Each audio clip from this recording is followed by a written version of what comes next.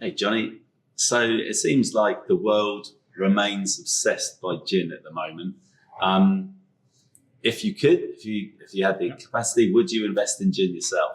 Yeah, so certainly in Western Europe, we've kind of hit this peak gin. So because of the low startup costs to gin, we're getting so many craft launches, particularly in UK and Spain and markets like Germany. So if you're asking me, would I invest my money right now in gin, I'd say no. I think that boat has sailed. The time to invest would have been 5 years ago. Mm. Actually, where I would invest my money now is something that I feel is going to take off more in the next 5 years. And actually, the product I'm really excited about, and I think has a lot of potential, is Vermouth. Vermouth. Correct. Right. I love a Negroni. I've seen vermouth on the cocktail recipes. What actually is it? Yeah, it's a good question. I think most consumers would ask the same question. Yeah. I think that's part of the trouble with vermouth. People don't really know what it is.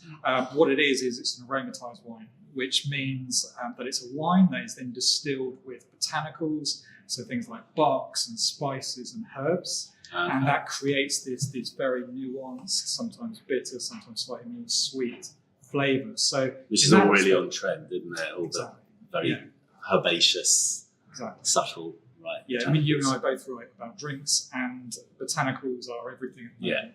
And actually, gin 10 years ago was really not cool at all. It's hard to think now, but it was considered very old-fashioned. Mother's ruin. People were wondering, how could you ever make gin cool again? It's something that your parents drank in the 1970s. But now gin has become cool, and the reason it's become cool is its botanicals. Yeah. And I think that's the real opportunity for vermouth. So with vermouth, people drink it is in cocktails. Drink it on its own as well? Is it like a shot? Or? Yeah, well, it's people are being introduced to it by cocktails. So we talked about, you've seen it in the Negronis, and it's part of old fashions. It's part of these classic 1920s cocktails, which have seen a bit of a revival.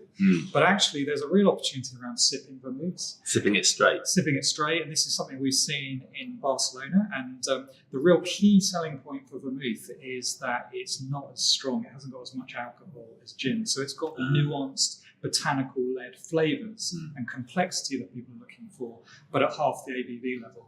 And I've been writing so much at the moment around moderate drinking. We're seeing the younger consumer, they want to be more in control, more mindful in their drinking. They don't want to get drunk. They don't find that very cool. They want alcohol that is going to be more consistent with their healthier lifestyles. So actually, I think vermouth could fit in much better than gin does. So that's really where I'd put my money. I think there's a massive opportunity there.